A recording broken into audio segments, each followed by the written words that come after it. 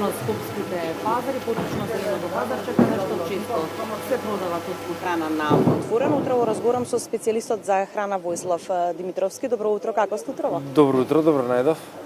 Да, ова е една од помилените теми, да речеме, во престрат на новогодишните празници, на што најчесто треба да внимаваме, односно како да конзумираме храната за време на празниците.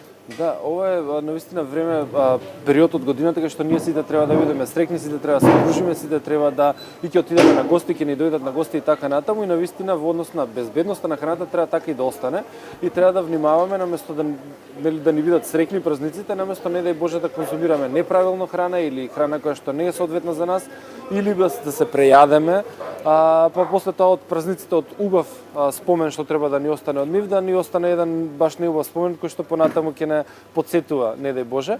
Знаеме дека честотата на појава на да речеме затрујавање на храна или прејадување со храна ги полни буквално болниците за време на овие празници, и е паралелно со она што се петарди или злоупотреба на алкохол.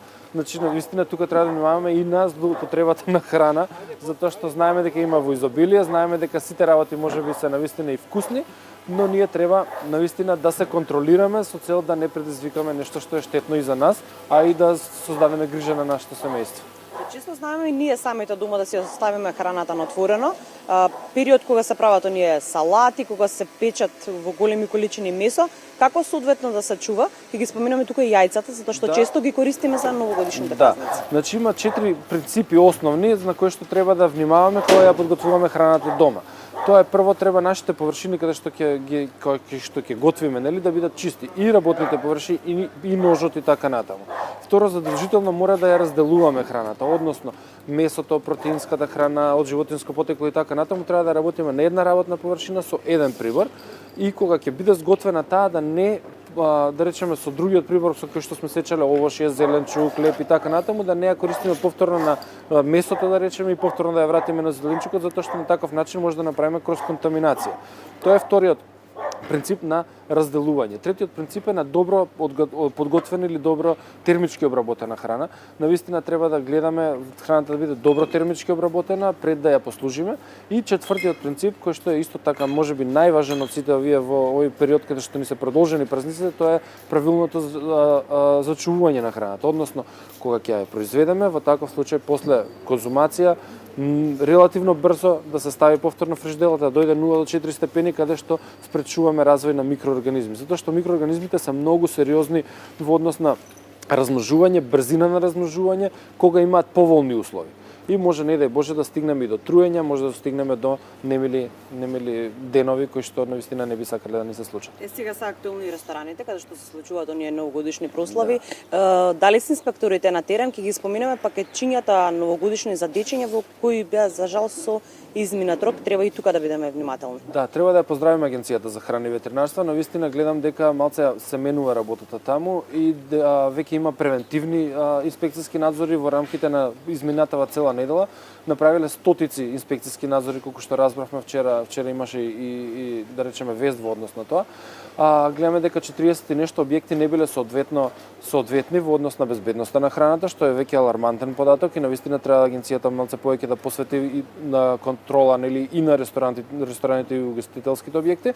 20 и нешто веќе биле санкционирани, кои што повторно дава знак дека контролата на храната малце сме испуштиле, па сега треба да ја достигнеме.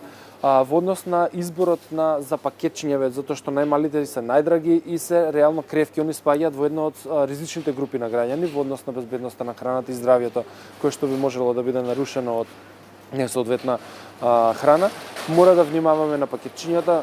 Убаво е ние сами да се избереме кои состојки ќе влезат во пакетчето, па ние да си го собереме, да речеме, или да имаме пакетчиња кои што се брендирани и на кои што точно е напишано што всушност содржи самото пакетче. Всушност и Агенцијата за храна и ветеринарство најголем дел на забелешките е точно во однос на тоа, но има и истек на рокот на траење на определени производи.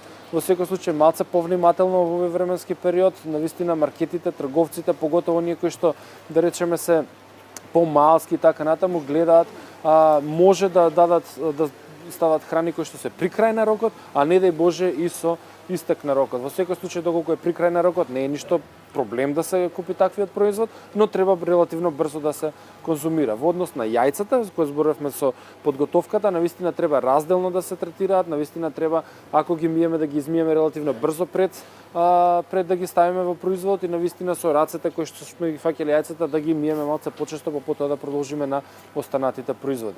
Сега може да кажеме нешто малце повеќе во однос на готвената храна. Тука сега кај нас е најризично да речеме руски салати, готвени меса и така натаму, навистина внимателно со таа храна и има една, да речеме кај нас во тие што работиме со безбедност на храна, вика ако не ти изгледа добро, не го конзумирај.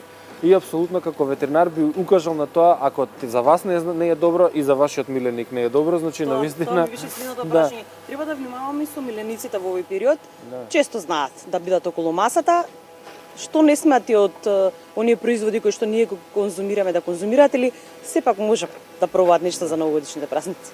Ќе направите многу работа на ветеринарите нашиот гледачи, ако навистина ние се што си го имаме дома околу трпезата, поготово овие што се помасните храни, да речеме чварки, мевца и така натаму сувомеснати кои што има малце повеќе нитрати, нитрити и така натаму, ако ги даваме на животни, затоа што нивниот дигестивен систем е малце поразличен од нашиот и обично се јавуваат поготово кај помалите раси, нешто се како бишони, малтезери и така натаму, хронични гастрити или гастрити акутни прво, па може да се хронифицираат. Затоа не ви препорачувам. Ако до сега не сме давале на животното, нема потреба сега за празниците. Навистина и ветеринарите не работат во толку полно време и навистина да не се дојдете повторно во неповолна ситуација.